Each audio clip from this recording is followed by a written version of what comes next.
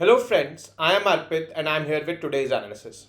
Today is 31st of March and we are going to cover three very important topics which are in news. First is UNESCO Global GEOPARKS Network. Now UNESCO has proposed 18 new sites to be included in this list of already existing 213 sites. This is a network of those sites which are focused upon for protection, education and sustainable development of those regions. It also takes into account the efforts of the local communities living in those regions. These kind of sites are present in 5 of the 7 continents across the world, and China has the highest number of such sites. Unfortunately, till now, there is no such site present in India, but there can be in the coming times. Next is the KATCHATHEEVU island controversy. Now, in this heightened political atmosphere in the country, the Prime Minister has said that this KATCHATHEEVU island was just given away by the Congress government to Sri Lanka in 1974. Now, this island is an uninhabited island which was handed over by an executive order by the government in 1974 to Sri Lanka. It was a disputed territory. After that, multiple litigations were there in the Supreme Court and they are still pending. This island was handed over under two conditions. First was that Indian fishermen would be allowed to dry their nets over there, and second was that Indians should be allowed to visit this island for the celebration of St. Anthony's Festival, which is an annual festival celebrated by the fishermen community of that region. The next is Section 43BH of the Income Tax Act. This is going to be implemented from 1st of April 2024. What is it? It mandates the customers of MSMEs. Customers can be any company, any individual, any limited liability partnership firm or sole proprietorship firm, to settle the payments of whatever goods and services they have brought from MSME within 45 days. There has to be a contract, and if there is no contract, then the settlement has to be done within 15 days. Now, in India, business generally runs on credit cycle, and that credit cycle is of 90 to 120 days. Now, it becomes very difficult for the whole retailers who are buying stuff from MSMEs to settle payments in half the time period, and they have started buying products from non-MSME industries. This clause, instead of strengthening the sustainability of MSMEs, is weakening it now, and that is why there is a proposal that do not implement it now. We can implement it from 2025 onwards. So let's get started with the first topic, that is UNESCO Global GEOPARKS Network. UNESCO, which is a specialized agency in the United Nations, has proposed to add 18 new sites to the UNESCO Global GEOPARKS Network. Now, this UNESCO Global GEOPARKS Network, what it is, we need to understand, because information like these which is related to United Nations or its specialized agencies becomes very much important from prelims as well as mains point of view. So this UNESCO Global GEOPARKS Network is a group of 213 unified geographical areas that are managed with a holistic approach. This needs to be understood. What is this holistic approach focusing upon? It is focusing on three aspects. One is protection, second is education, and the third is sustainable development. This UGGP network is a bottom-up approach that combines conservation with sustainable development while involving local communities living there in these regions, because nobody understands these regions better than these local communities. Next is UGGP's network uses the geological heritage to enhance awareness and understanding of key issues facing society, such as using our Earth's resources sustainably, mitigating effects of climate change, and reducing natural hazard-related risks also in those regions. So when there will be better protection, when there will be education among the people, and when there will be sustainable development in the region, definitely these kind of hazards can be mitigated, and life can become better of the people living in those regions. People should be involved in protecting, educating, and sustainably developing that region. The global network, the Global GEOPARKS Network, is a non-government organization grouping all UGGPs in the world. Now there's this one, grouping Global GEOPARKS Network, and this GGN is a non-governmental organization which has all the groupings as its part. It was established in the year 2015. Now, how does it work? The Global GEOPARKS Network works for the development of UGGPs in the world by getting specifically involved in the development of UGGPs in developing countries with a high priority towards Africa and Latin America.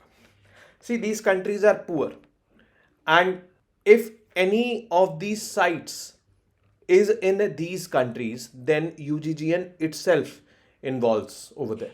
Funding is needed, obviously, and these poor countries are obviously there is lack of funding in these countries. The GGN also organizes cooperation and mutual assistance between UGGPs and between UGGPs professionals. The GGN represents, advances and disseminates knowledge in geodiversity management and other disciplines related to studies in geoconservation, geotourism, geoeducation, and or the management and activities of UGGPs. So this is how it is done. Basically, in a nutshell, the idea is to conserve those areas, to protect those areas, to educate the people living over there, and to focus on sustainable development. Sustainable development is that development which is happening in the present, but it is taking into concern the needs and demands of the future generation also, means it is conserving the resources for the future generation. In this way, sustainable development is happening. Now, how many UGGPs are there in the world? There are around 213 UGGPs currently, and 18 more have been proposed. These UGGPs are in 48 countries with GGN member sites situated in 5 of 7 continents. Which country has the highest number of sites? China has the highest number of sites. How many sites does India have? India has 0 sites as of now. India as of now does not have any site, but India has proposed the following sites till date. Lonar Lake, which is in Maharashtra. It is basically a crater caused by a meteor which entered the Earth's atmosphere and landed over here in Lonar. And with the impact of that meteor, a depression was created, and in that depression water has been filled. That is a lake now, so Lonar Lake, but it was not accepted. St. Mary's Island and Malpe Beach. This is one such island which is found in South India, somewhere around Karnataka, Kerala, and this has been formed by lava formations. That is the uniqueness about this particular island. Then Erra Mati Dibalu, Vishakhapatnam. These are sand dunes which are found in Vishakhapatnam, and these are sand dunes on the beaches over there in Odisha. So a unique, I would say, geographical feature it is.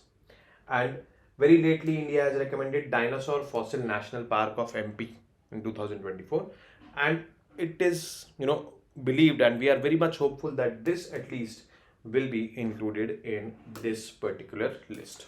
The next is the KATCHATHEEVU Island controversy. Now, this island is an island between India and Sri Lanka. The red dot which you are seeing here near the Park Strait is basically the KATCHATHEEVU Island. It is almost considered as part of Park Strait only. And this island is uninhabited. Nobody lives there. And this has become a disputed territory between India and Sri Lanka. We will go into the history of this dispute. But first of all, we need to understand that why this is in news. See, the general elections are approaching. The political atmosphere is heightened. And in this heightened political atmosphere, political leaders are, accusing the leaders of other political parties and all. And one such accusation has come from the Prime Minister that, this island was given away to Sri Lanka by India callously, means casually, just like that only. So, first of all, we need to understand as UPSC aspirants that what we need to take in from this particular news piece. So first of all, we need to take that when it was handed and how it was handed over. After that, we need to go into the history of this particular island. So in the first question is 1974, Indira Gandhi handed over this island through executive resolution to Sri Lanka on the basis of 2 conditions. First was Indian fishermen should be allowed to dry their nets on the island when they are fishing over here. And second is permitting Indian fishermen to participate in St. Anthony's religious festival. This is basically an annual festival which is celebrated by the people of Tamil Nadu as well as Sri Lanka, because in northern part of Sri Lanka there are Tamilians living, and here also there are Tamilians. They have that festival where they go on this island, and there's a chapel over there on this island, and they celebrate this. Actually, in 1974, there was a land boundary agreement between India and Sri Lanka. That land boundary agreement drew the international maritime boundary line between India and Sri Lanka, and with the drawing of this international maritime boundary line, this island was on the side of Sri Lanka. And we did not amend any constitution of ours. We just did it by executive resolution. Means the government did it by executive resolution. So this was challenged in the Supreme Court. We will also see the challenge. But yes, before seeing the challenge, let us go into the history of this particular island. This particular island was a disputed island between India and Sri Lanka. Why it was disputed? Because see, Sri Lanka claims that when the Portuguese were there in Sri Lanka, ruling over them from 1505 to 1658, the Portuguese had exercised jurisdiction over this islet. This islet is KATCHATHEEVU. So on the basis of these, jurisdictions by the Portuguese on this particular islet, the Sri Lankans, they say that this island is ours. What is India's claim? India's claim is that the erstwhile Raja of Ramanathapuram, had possession of it as part of his zameen. Means it was part of the kingdom of Raja of Ramnad. So Ramnad is over here, Ramanathapuram. So this island was part of his zameen, the king of Ramanathapuram. Sri Lankans were ruled by Portuguese from 1505 to 1658. The Portuguese exercised jurisdiction over this small island. So on the basis of that, the Sri Lankans say ki bhai, this is ours. So ownership of this island was controversial. And when the Britishers were here, the Britishers were ruling over Sri Lanka also, Britishers were ruling over us also. So there was kind of joint ownership. It was administered by both the countries. India then recognized equal ownership with Sri Lanka. Now the legality of transfer was challenged. Now after this, Britishers went to 1974. There was that land boundary agreement, and in that land boundary agreement, we handed over this to Sri Lanka through an executive resolution. Now the legality of the transfer was challenged in the Indian Supreme Court, since the recognizing was not ratified by the Indian Parliament. So it was only done by executive resolution. Now what has been the center government's stand on this? Now in August 2013, the Union government told the Supreme Court that the question of retrieval of KATCHATHEEVU from Sri Lanka did not arise, as no territory belonging to India was ceded to Sri Lanka. We need to understand this statement. See, this was a disputed territory. It was not India's territory. Sri Lankans also had claims over it according to those documents of the Portuguese. India definitely had claims over it because it was part of the zameen of Raja of Ramnad. So it was disputed. We need to amend the constitution in order to hand over any territory of India to other country. If we are ceding any territory of India to the other country. But since this territory, that is the KATCHATHEEVU island, was not Indian territory per se, it was disputed. So there was no need of constitutional amendment or ratification by the parliament. It was just, or it could have just be done by an executive resolution, because that executive resolution was settling a dispute. It contended that the island was a matter of dispute between British India and Ceylon, and there was no agreed boundary, a matter of which was settled through the 1974 and 1976 agreements. There was another agreement, a follow-up agreement in 1976 also, but largely this one is in focus. In December 2022, when the present government was here, the centre pointed out in its reply in the Rajya Sabha that KATCHATHEEVU lies on the Sri Lankan side of India-Sri Lanka International Maritime Boundary Line, because according to that line which was agreed upon in that agreement in 1974, it lied on the Sri Lankan side, as I drew that line also. Now it added that the matter was sub judice in the Supreme Court and let the Supreme Court decide. So we will see when the Supreme Court will decide upon this. But as of now, in this politically heightened atmosphere, politicians need the votes of the people. They need to influence them, and the Tamilians basically over there, they have cultural affinity with this particular island. A lot of Tamil fishermen, they get harassed by the Sri Lankan Navy or Sri Lankan authorities when they are visiting this particular island to dry their nets, since it was part of the agreement in 1974. And there are talks that this island should be part of India. So in August last year also, the Chief Minister of Tamil Nadu was also talking about bringing this island back to India. Now, the last piece of news, that is Section 43BH of Income Tax Act. Now, it is generally believed that doing business is difficult in India. It indeed is. You sell any product. Let's suppose you are a registered MSME, registered micro, small or medium enterprise. You sell any product, and that product, actually for that product, you have to receive the payment. Business in India generally works on credit system. You have to give the time period of 90 to 120 days, at times 180 days, to the buyers of your product to give you payment, to settle the payments. And you will always be living in cash crunch. This was the situation of MSMEs, and in order to tackle this situation, Section 43BH of Income Tax Act was introduced by the Finance Minister in the budget speech. This has to be implemented from 1st of April 2024. How this Section 43BH of Income Tax Act will solve the problem? It will solve the problem by fixing a time limit, that is 45 days. In 45 days, the buyers of the products from registered MSMEs have to settle the payments. So this provision, which aims to streamline payments to the MSMEs, will be implemented from 1st of April 2024. That is tomorrow. But there are many associations of the traders which are saying that do not implement it from now. We can implement it from 2025 onwards. How this Section 43BH of Income Tax Act will streamline payments? Companies, sole proprietorships or limited liability partnerships, they are required to settle the payments for any goods or services purchased from any MSME within 45 days. Earlier, the credit cycle was of 90 days, 120 days or at times 180 days also. There has to be a formal agreement, in absence of which the payment has to be settled in 15 days. Means if there is no agreement, the payment has to be settled further earlier. In 15 days, it has to be settled. And if you have to pay income tax, now these people, the sole proprietorships, companies, limited liability partnerships, if they are buying products from MSMEs to sell them, so these companies, sole proprietorships or LLPs will be doing payments to the MSMEs, and that will be counted as their expenditure, and they will be getting tax deductions for that.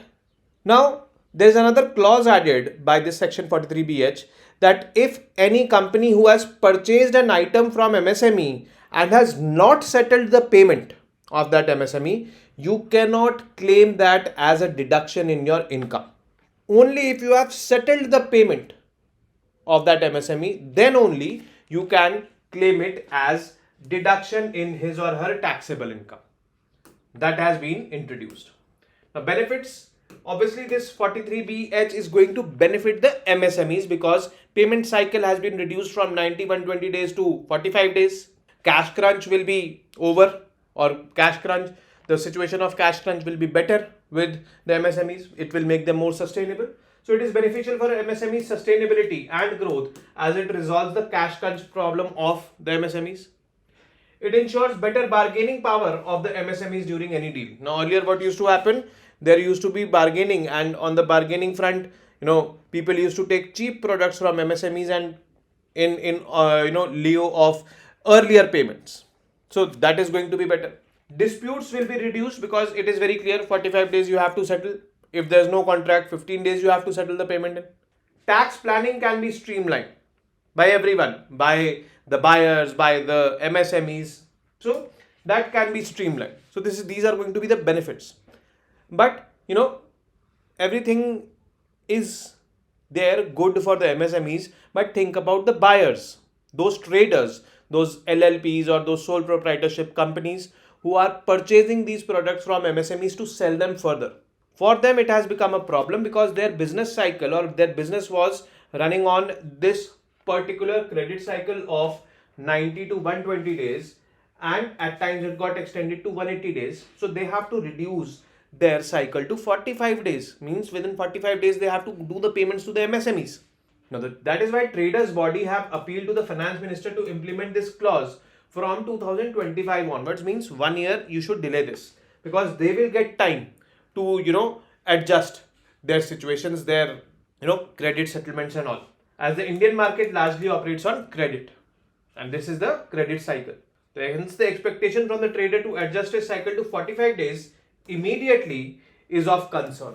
Now this new rule was, there was this objective of empowering the MSMEs. This new rule is basically making them weak, the MSMEs. How? The new rule has led the retailers to cancel orders they had placed with MSMEs and have turned towards non-MSME players. Business reducing of the MSMEs, because nobody is wanting to be obligated under this new law that you have to settle the payments in 45 days. Return of unsold articles to the MSMEs is also getting witnessed, because these retailers, if they are not able to sell these articles, they are returning them back, because if they don't return them back, they will have to settle the payments within 45 days. So instead of empowering, it is weakening the MSMEs. This is what is happening, and there can be some amendments to this in the times to come. Now the MCQs. Consider the following statements with respect to UNESCO Global GEOPARKS Network and mark the correct one. It is an NGO which was established in 2017. It is a group of 213 unified geographical areas that are managed with a holistic approach of protection, education and sustainable development. Simple it is. Facts you need to know. You will be able to answer this question. Consider the following statements and mark the correct one. The GGN member sites are located in all the continents of the world. GGN is, this Global GEOPARKS Network. These sites are only found in developing countries. China has the highest number of sites in the world. Which of the following statements is not true about the KATCHATHEEVU island? It is an uninhabited island located in the Park Strait. It was handed over to Sri Lanka by India in 1974 by executive resolution. It was part of Zameen of Raja of Ramnad. The Dutch, who had occupied Sri Lanka during 1505 to 1658 CE, had exercised jurisdiction over this island. This island means KATCHATHEEVU. 43BH of the Income Tax Act, recently in news, is related to enhanced tax collections for the government from the MSMEs, streamline sales for small businesses on online platforms, regulating the MSMEs with respect to businesses with the government, and none of the above. These are simple, direct questions. Consider the following statements and mark the correct one. Section 43BH of the Income Tax Act aims to benefit the MSMEs by streamlining payments which have to be received by it. Section 43BH will reduce the disputes. It may reduce the bargaining power of MSMEs. So you have to identify among these three statements. So I will be posting the correct answer by evening. Till then you guys attempt these questions and post your answers in the comment section. And this is it from today's session. I will be meeting you tomorrow now with more such informative news pieces. Till then, you guys very well know what to do. Keep studying, keep reading, keep writing, and most importantly, keep revising. Namaste. Jai Hind.